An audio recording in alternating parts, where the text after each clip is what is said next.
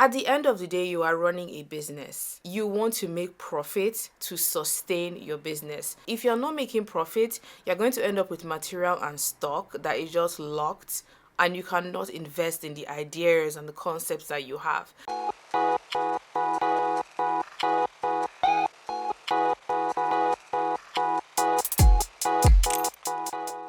Hello and welcome to the channel. In this video, I'm going to be discussing a topic that I've received a lot as a question via DM and email, and it is a question of how do you price your products. Now, if you're someone who has a ready-to-wear business or you do custom garments, this is a question that you would have definitely faced at some point, and I'm going to be sharing how I price my products. I have a ready-to-wear brand and I also do custom jobs for clients. Now, this pricing module works for me, it works for my business because I'm able to price my products in a way that I'm able to make some profits and it's not too crazy price wise for the customer. So you can adapt this for your own business model so it makes sense for you.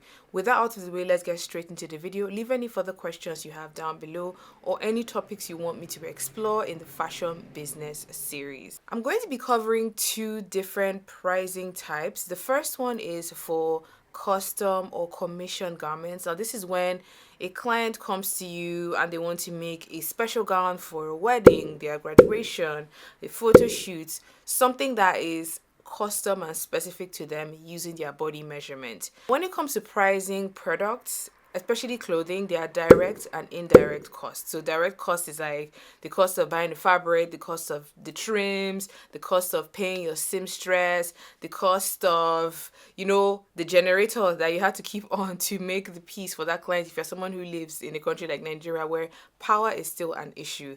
Whereas there are indirect costs like tax, VAT, stationery, and the packaging that eventually will be used to wrap and send that product off to the client. With custom orders, you have way more direct costs because the client has already come to you. You don't have to do any marketing or advertising. They've already come.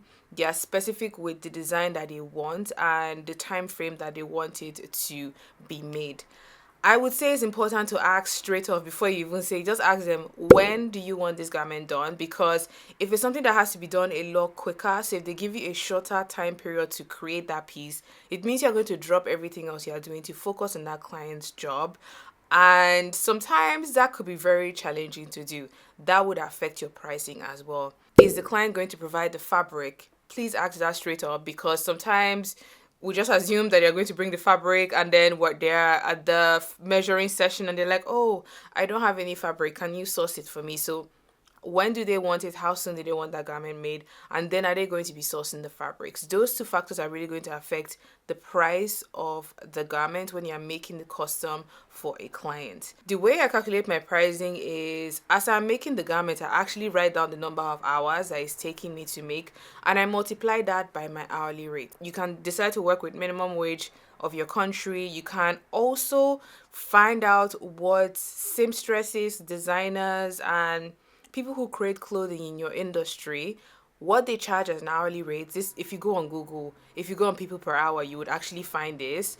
So you get an idea of what an hourly rate might be for you if you don't know what to even put at all. Then add the cost of all the materials, all the trims, the transport, everything that was involved, everything you spent to create that garment, add it all together. That gives you the price of the custom garment. If you want to charge the customer that straight price, you can do that. But if the person is coming back for fittings, now this was the part that I didn't used to do before, but then I realized it was actually eating into my time. If that person is going to come back for more than one fitting, especially if it's like a bridal gown, something really extravagant and over the top, I would recommend you charge for fittings as well. You don't even have to charge like a crazy amount. Just putting that amount there in the invoice makes the client actually turn up for the fittings and make them say the changes that they want on the garment, because it is so heartbreaking when somebody comes for a fitting, they don't really say what they want you to change, and then they go off with the garment and end up returning it because they change their mind or because a family member pointed out the thing that they did not say.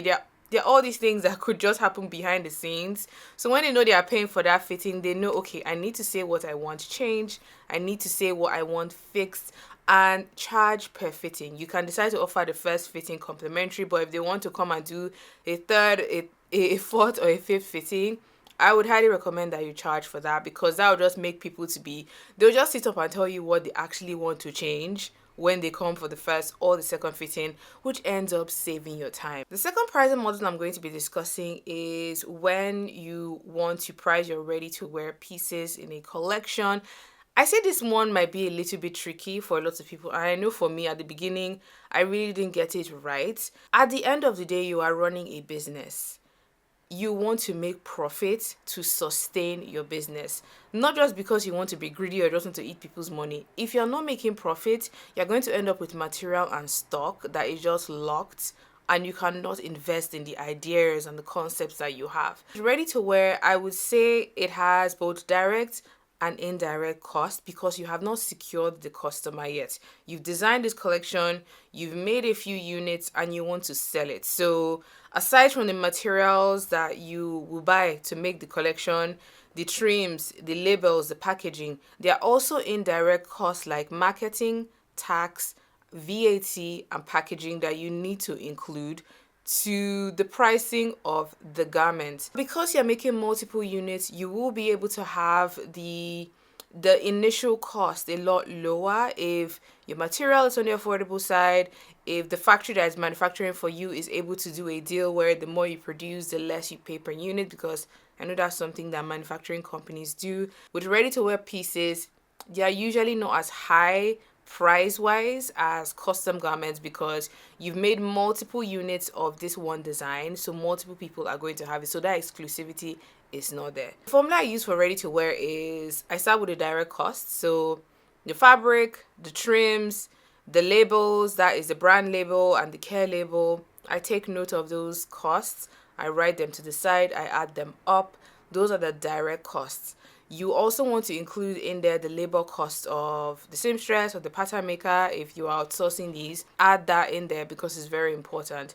In addition to the direct costs, you will need to add all of the indirect costs such as marketing, packaging, and tax. You would arrive at an initial cost, and this cost you will multiply by 2.8 to 3. Once you have that multiplication done, that is your wholesale price. If you just want to sell your pieces wholesale, which is when you sell to boutiques, concessions, to places where they just buy from you, they will now go and make it times whatever so they can make their own profit. That first one that you multiply by 2.8, that is your wholesale price. Once you arrive at your wholesale price, you arrive at the retail price, which is what if you are doing direct to customer, when you have a website or you do a pop-up, you multiply that by another 2.8. The reason for the multiplication is if you make one piece and you sell that one piece, the profit from that one piece, you can take it back and use it to make 2 to 3 more pieces. That's like the reasoning behind why you multiply it like by 2 or by 3.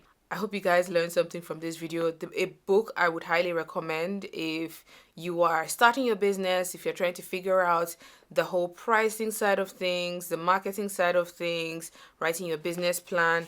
I would highly recommend the business manual. This is by a company called Fashionary.